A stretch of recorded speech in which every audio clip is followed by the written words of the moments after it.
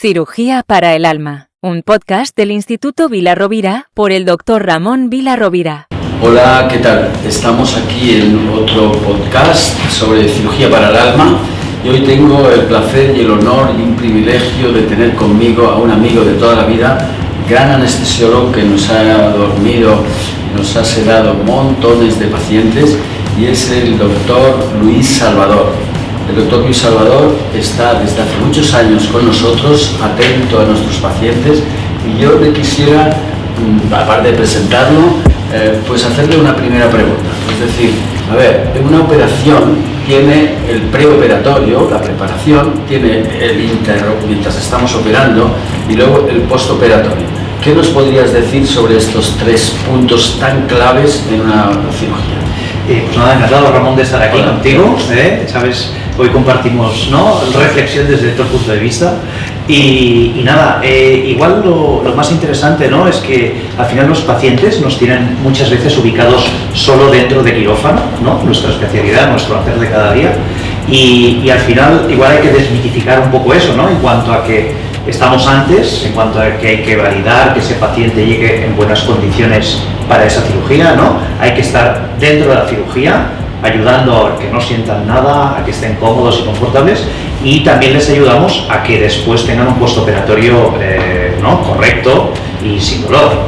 Entonces, a ver, ¿qué aconsejas o qué recomiendas, no solo a mí, sino a los pacientes que se tienen que operar, que ya tienen los análisis y qué miedos y qué tienen, qué crees tú que se les ha de calmar? Porque ¿es segura las anestesias? Sí, claro que sí, claro que sí. Sí que es verdad que la mayor parte de los pacientes vienen, diríamos, como con tres categorías de problemas, ¿no?, por decir de alguna forma. Uno es el miedo, está claro. Ahora hablaremos del miedo. ¿A qué? Mayoritariamente vienen con miedo a la anestesia, ¿no? Pero si no pasa nada, les decimos que nadie es una extensión como un avión, se caen muy pocos. ¿Qué miedo tienen? ¿No? Correcto, pero esto es algo que en psicología se llama un sesgo cognitivo, que es algo que está en tu cabeza, ¿no?, y que las creencias del entorno te han hecho creer que es así, ¿no? Hay una película que tú sabes que es la del tiburón, ¿no? Que yo no sé cuántos tiburones habéis visto en la playa, pero es igual. La gente va a la playa y cree que hay tiburones, ¿no? Entonces aquí pasa un poco lo mismo. Está en esa conciencia popular, ¿no?, de lo que pasaba o podía pasar hace muchos años.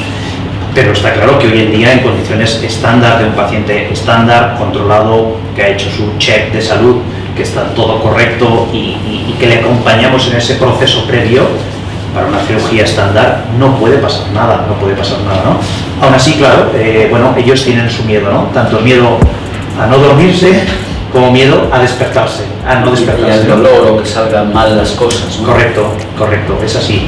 De todas formas, también, aparte del miedo, yo creo que tienen otros dos conceptos, o otros dos temas con los que lidiar, que uno es con la gestión de la incertidumbre, ¿no?, saber qué va a pasar, ¿no?, y luego también con la desinformación, ¿no? De alguna forma hay personas más controladoras que otras, pero hay gente que tener la información correcta en el momento adecuado de todo lo que va a pasar les ayuda a mitigar ese estrés previo, ¿no? Y esa es nuestra función, ¿no?, compartida.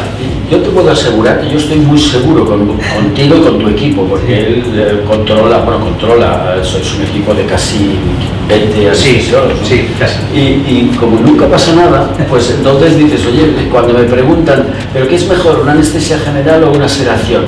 Nosotros hacemos, yo diría que el 50% de las operaciones es una sedación, y hay quien lleva, o alguien le ha informado que es mejor una anestesia general o que es mejor una sedación.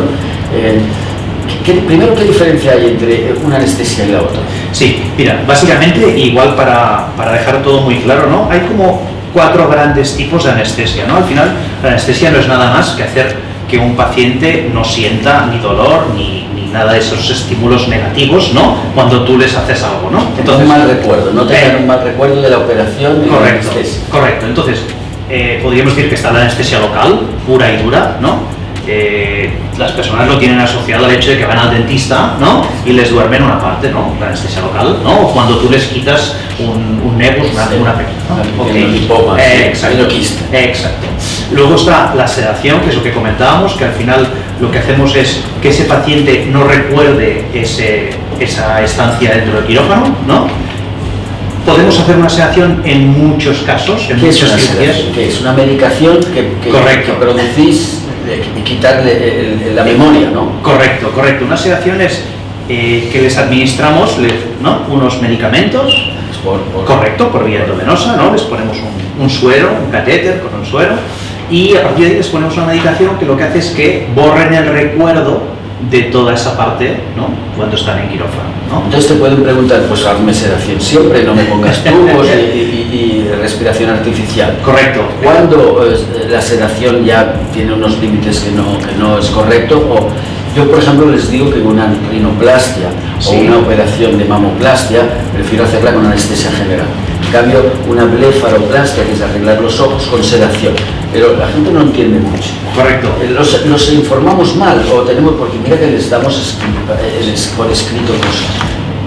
Hacemos algo mal, o qué es lo que pasa que el público, cuando digo el público, los futuros pacientes temen, no todos, pero algunos vienen con unos miedos muy fuertes. Para diferenciar lo que decías, ¿no? De alguna forma, cuándo podemos hacer una técnica u otra, al final yo creo que hay dos temas técnicos, ¿no? que es lo que nos marca la diferencia. Por un lado, la necesidad de proteger al paciente delante de determinados riesgos, ¿no? Derivados de la cirugía, de lo que les vamos a hacer, que ahí iríamos más hacia una anestesia general.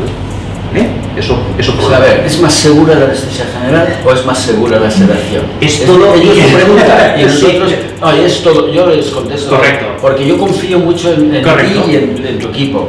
Entonces, claro, vamos a ver, quizás a lo mejor tendríamos que simplificar más, ¿no? Bueno, es todo igual de seguro porque al final lo que tenemos que hacer, la valoración que tenemos que hacer para los pacientes es la misma, hagamos una cosa u otra, ¿no? Entonces, los pacientes un análisis de sangre, un electrocardiograma y si es una cosa, una mamografía o algo, una revisión de ojos. Pero, vale, ya lo tenemos, todo sale normal. ¿O hay tipos de pacientes?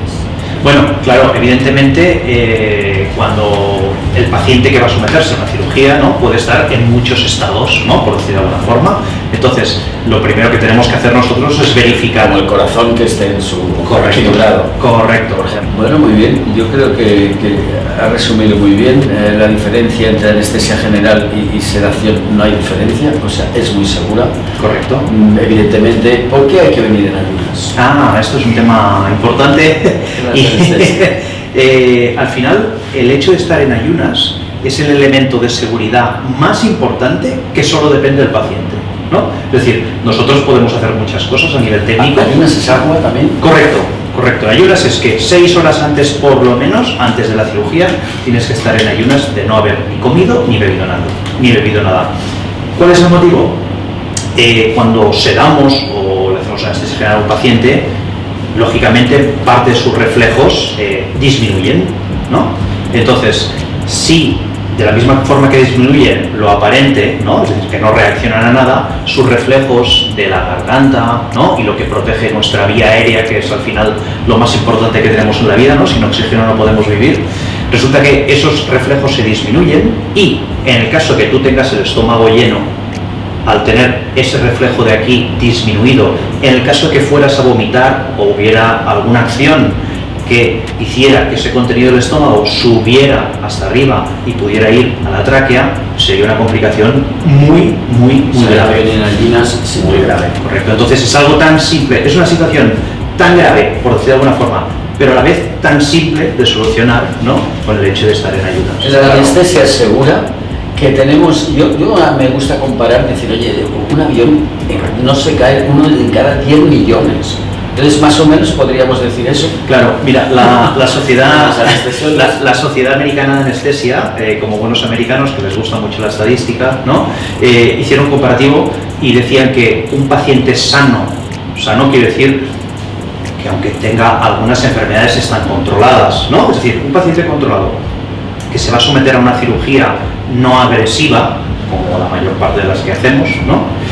La probabilidad de que haya un accidente, es decir, algo totalmente fortuito, inesperado, dicen que es 3 veces inferior a que te subas a un avión y ese avión se caiga.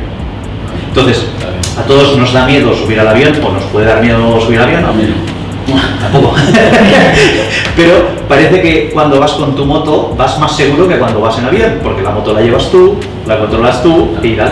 Pero la realidad es que no es así, ¿no? Entonces, al final, para mí es un buen comparativo, ¿no? Porque, bueno, pues nada, hemos aprendido mucho de anestesia y yo siempre me dices algo que dices, ostras, pues está muy bien. Y te felicito y te agradezco todas las anestesias que nos haces a lo largo del año. Yo diría que a diario. Sí. O sea que el doctor Así Luis es. Salvador, anestesiólogo, felicidades, gracias por estar y aceptar venir al podcast de Cirugía para el Alma.